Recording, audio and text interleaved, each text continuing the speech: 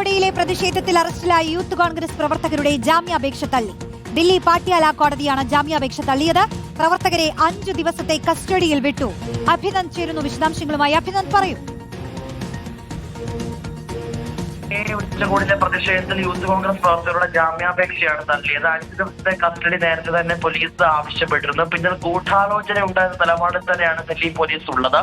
Nepal model ജൻസി പ്രതിഷേധം അതേ ഉച്ചകോടി വേദിയിൽ എത്തിക്കാനായിരുന്നു യൂത്ത് കോൺഗ്രസിന്റെ ശ്രമം. ഇതിന്റെ ഗൂഢാലോചന എവിടെ നിന്ന്, ആരൊക്കെ ചേർന്നാണ് പദ്ധതി ഇട്ടത് എന്നടക്കമുള്ള വിശദമായി ചോദ്യം ചെയ്യേണ്ടതുണ്ട്. അതിനുവേണ്ടിയിട്ടാണ് 5 ദിവസത്തെ കസ്റ്റഡി ചോദിച്ചത്. ആ കസ്റ്റഡി ഇപ്പോൾ പാട്ടിയാല കോടതി അനുവദിച്ചിരിക്കുകയാണ്. ഒപ്പം തന്നെ ജാമ്യാപേക്ഷ തള്ളിയിട്ടുമുണ്ട്. യൂത്ത് കോൺഗ്രസിനെതിരെ നിലപാട് കടുപ്പിക്കുകയാണ് കേന്ദ്രമന്ത്രിമാരും ഭരണപക്ഷവും. BJPയുടെ വലിയ പ്രതിഷേധം ഇന്ന് ഏജൻസി ഓഫീസിന് മുന്നിലേക്ക് ഉണ്ടായിരുന്നു. അത്തരത്തിലേക്ക് വലിയ പ്രതിഷേധങ്ങൾ വ്യാപകമാകുന്നതിനിടെയാണ് ഇപ്പോൾ 5 യൂത്ത് കോൺഗ്രസ് പ്രവർത്തകരുടെ ജാമ്യാപേക്ഷ ഇപ്പോൾ ദില്ലി പാട്ടിയാല കോടതി തള്ളിയിരിക്കുന്നത്. റോഷനി, ഇത് തുടർന്നും പ്രതിഷേധങ്ങൾ ഉണ്ടാകാനുള്ള സാധ്യതയുണ്ടല്ലോ അല്ലേ അഭിനന്ദ്?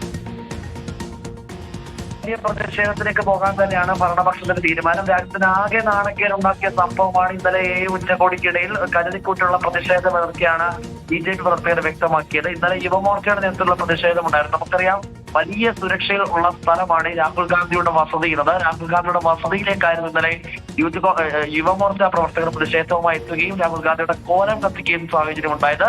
ഇന്ന് രാഹുൽ ഗാന്ധി ചില പരിപാടികൾക്ക് പങ്കെടുക്കാനായി മുംബൈയിൽ പോയപ്പോൾ അവിടെ യുവമോർച്ച പ്രവർത്തകർ കരിങ്കൊടി കാണിച്ചു. അത്തരത്തിലേക്ക് രാജ്യവ്യാപകമായ പ്രതിഷേധത്തിലേക്കാണ് പോകാൻ തീരുമാനിച്ചിട്ടുള്ളത്. ഇന്ന് ദില്ലിയിൽ തന്നെ 3 സംഘങ്ങളായി തിരിഞ്ഞുകൊണ്ടായിരുന്നു പ്രതിഷേധം. ആദ്യം അത് AICC ഓഫീസിന് മുന്നിലായിരുന്നെങ്കിൽ പിന്നീട് ജന്തർ മന്ദറിൽ, അങ്ങനെ വിവിധ സ്ഥലങ്ങളിൽ ഇത്തരത്തിലേക്ക് BJP പ്രവർത്തകർ, യുവമോർച്ച പ്രവർത്തകർ, മഹിളാ മോർച്ച പ്രവർത്തകരടക്കം പ്രതിഷേധവുമായി എത്തുമ്പോൾ മന്ത്രിമാർ രാഹുൽ ഗാന്ധിക്കെതിരെ വ്യാപകമായുള്ള വിമർശനമേ പോസ്റ്റുകളിലൂടെ പങ്കുവെച്ചുകൊണ്ട് തരത്തിലേക്ക് വലിയ പ്രതിഷേധമാണ് ഈ വിഷയവുമായിട്ട് ബന്ധപ്പെട്ട് കാണുന്നത്. ഓക്കെ, അഭിനന്ദാണ് വിശദാംശങ്ങൾ നൽകിയത്.